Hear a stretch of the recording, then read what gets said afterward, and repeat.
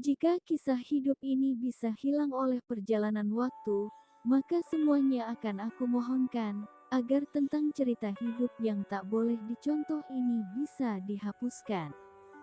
Betapa sangat NISTA dan HINA-nya apa yang aku alami ini. Dengan menyandang status sosial yang cukup disegani, justru aku tak mampu menjaga keluhurannya, bahkan akulah yang justru menciderainya. Cerita apaan tuh? Yuk ikuti saja. Cukup lama aku menjadi ustazah di rumah Bapak Arman. Ini merupakan tahun ketiga aku bekerja di sini. Aku merasa kerasan, karena keluarga Bapak Arman cukup baik memperlakukanku, bahkan memberikan lebih dari apa yang kuharapkan sebagai seorang ustazah. Aku sadar akan hal ini, terutama akan kebaikan Bapak Arman, yang karena kesibukannya sehingga harus menyerahkan kewajiban membimbing anaknya kepadaku. Walaupun bukan dari kota, aku tergolong wanita yang cerdas, aktif, dan menarik. Selain sebagai ustazah, aku juga sebagai aktivis. Usiaku belum terlalu tua, masih 38 tahun. Kelebihanku, aku bisa cepat beradaptasi, sehingga cepat mendapat banyak teman. Kesibukanku itulah yang membuat jiwa dan ragaku sehat, tubuhku nampak masih sintal, berwibawa dan keibuan. Dalam usia yang relatif masih muda ini, aku masih memiliki energi yang tinggi karena selain mengajar dan koordinator aktivis, aku juga penulis yang produktif. Malam itu, aku kembali tak bisa tidur. Entah kenapa hatiku gelisah tak menentu. Mata ini susah dipejamkan, hanya bergulingan di atas ranjang. Mungkin karena rasa ingin yang tiba-tiba datang mendera, gejolakku yang datang menggebu-gebu. Aku baru menyadari, kalau 3 bulan terakhir ini emang belum ketemu suami.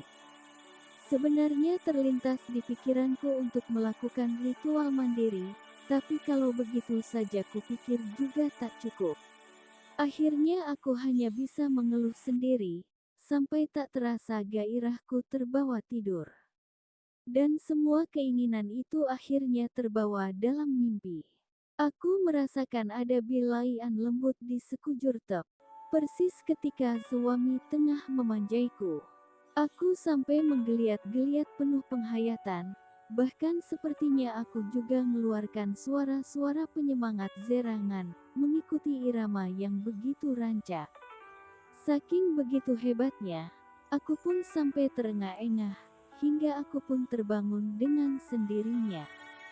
Meski begitu mimpi itu masih bisa aku rasakan. Ah, mimpi apa bukan sih ini? Tanyaku dalam hati. Setelah mataku terbuka, aku baru menyadari bahwa aku tidak sedang bermimpi. Ternyata ada seseorang yang tengah menyelinap masuk, dan bikin aksi sepihak. Aku mengira kalau itu suamiku yang baru datang dari desa dan langsung mencumbuiku. Dalam hati aku bersorak kegirangan sekaligus heran atas kedatangannya karena sudah larut. Tapi, tiba-tiba aku sendiri yang merasa kaget dan ketakutan. Ih, bagaimana kalau ternyata bukan suamiku yang datang? Aku langsung bangkit dan mendorong yang menindihku. Namun belum sempat berucap apapun, aku melihat siapa orang itu. Dia bukan suamiku, ternyata dia Arha, putra tunggal Bapak Arman yang aku ajar sejak kelas 2 SMP dan kini sudah berumur 17 tahun. Arha, pekiku, ngapain di kamar Umi? Tanyaku kebingungan melihat wajah Arha yang merah padam. Mungkin karena malu setelah ketahuan kelakuannya. Umi, ngehah, maafin Arha, katanya dengan suara memelas. Kepalanya tertunduk tak berani menatapku. Tapi, barusan ngapain? Tanyaku lagi karena tak pernah menyangka kalau anak ini akan berani seperti itu kepadaku. Arha, ngehah, tadinya mau minta tolong Umi bikinin PR, katanya menjelaskan. Tapi waktu lihat Umi yang terus menggeliat, Arha jadi lupa, katanya kemudian. Oh, Arha, itu nggak boleh. Nanti kalau ketahuan Abah gimana? Tanyaku. Arha tahu itu salah, tapi, ngehah, jawabnya lagi ragu-ragu. Tapi kenapa? Tanyaku penasaran. Kepalaku bagai disambar petir mendengar ucapannya. Berarti dia tahu kalau aku sering nonton film di laptop, kata hatiku yang mulai panik. Tapi kenapa Arha pengen itu? Tanyaku dengan suara lembut. Maaf, Arha sering ngebayangin Umi, ngehah, anu, jawabnya takut. Anu apa? Desakku makin penasaran. Arha tahu kalau Umi suka nonton film. Akunya sambil melirik ke arah baju panjangku yang sudah tersingkap lebar, kemudian dengan refleks kurapikan. Kurang ajar anak bau kencur ini, gerutuku dalam hati. Tapi boleh kan Umi? Katanya kemudian. Boleh apa? Sentakku mulai tajam. Boleh itu, ngehah anu, kayak tadi, pintanya tanpa rasa bersalah seraya mendekat kembali. Arha gak boleh begitu sama Umi. Boleh ya. Nanti Arha bilangin lo, kalau Umi sering nonton, kata Arha menganciam. Jangan. Gak boleh bilang ke siapa-siapa, kataku gusar. Kalau gitu boleh dong. Aku mulai berpikir bagaimana anak ini bisa aku kuasai. Kemudian sambil tersenyum aku bilang, emang Arha mau yang ini? Kataku. Iya, katanya sambil menyeringai gembira. Arha pun tak menyiakan kesempatan. Gimana seneng gak? Tanyaku sambil melirik wajahnya. Tampan juga sih dia, walau masih berondong tapi ia tetap seorang lelaki juga, pikirku mulai berubah. Bukankah tadi aku sangat merindukan kehadiran suami untuk mengobati rasa dahaga yang demikian menggelegak? Emang, Arha bukan yang aku harapkan, tetapi daripada tidak sama sekali. Begitu pikirku lagi, aku menjadi penasaran. Ingin tahu bagaimana rasanya dengan yang masih polos, lugu dan perlu pengalaman. Kini justru aku yang semakin menggebu-gebu. Lalu aku membiarkan Arha belajar membawa biduk mengarungi lautan biru nan teduh penuh kedamaian. Tak urung, aku pun telah terbawa arus deras, dan mengikuti kemana akan berlabuh. Bagaimana Umi? Gak ada masalah kan? Tanya Arha setelah sampai di separuh perjalanan. Gak ha. Terus aja. Jangan berhenti. Biar kita bisa sampai berlabuh di tepi pantai.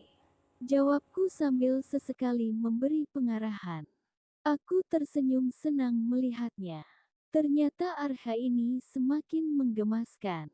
Kepolosan dan keluguannya membuatku semakin kehilangan logika. Rasanya tak kuat menahan desakan hebat dari dalam diriku. Aku makin bergetar, terasa ada zemburan lava hebat berkali-kali. Heran juga sih aku sebenarnya, sebab tak seperti biasanya. Mungkin karena paduan yang sempurna antara keinginan kuat dan dorongan berondong polos yang membuat luapan luar biasa. Arha terperangah menyaksikan ekspresi wajahku yang nampak begitu menjiwai. Umi Anissa kenapa? Gak apa-apa. Tanyanya demikian polos. Gak apa-apa, Umi justru seneng kok. Begitu ungkapku kepadanya. Aduh, ternyata Arha pinter deh, letupan suara yang tak kusadari. Kenapa Umi? Ada masalahkah? Tanya Arha yang belum paham dengan suara seperti itu. Gak ada Arha. Tenang saja.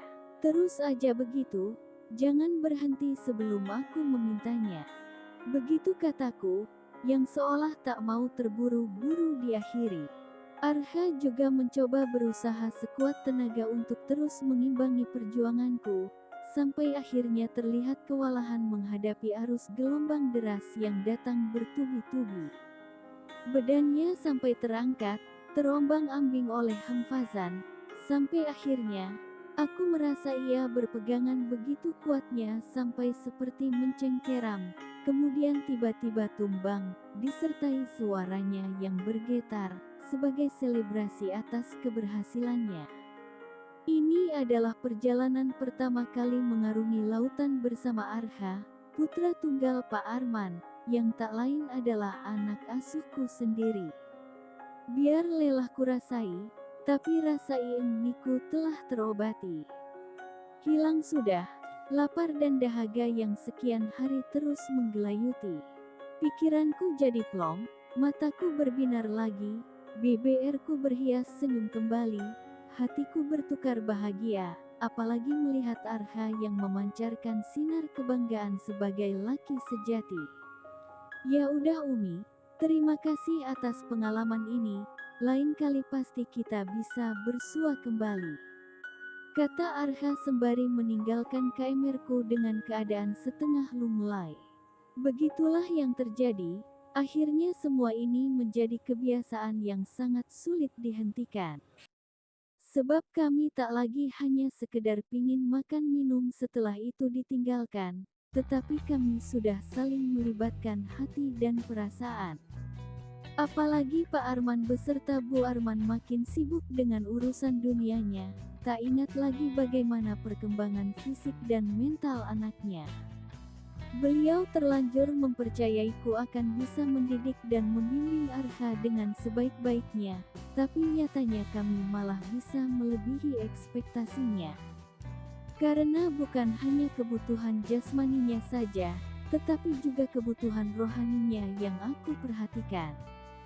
Dari sinilah aku bisa mengambil pelajaran paling berharga dalam hidupku, bahwa aku sebagai ustazah boleh ngomong ini ngomong itu sesuai pemahaman keilmuanku.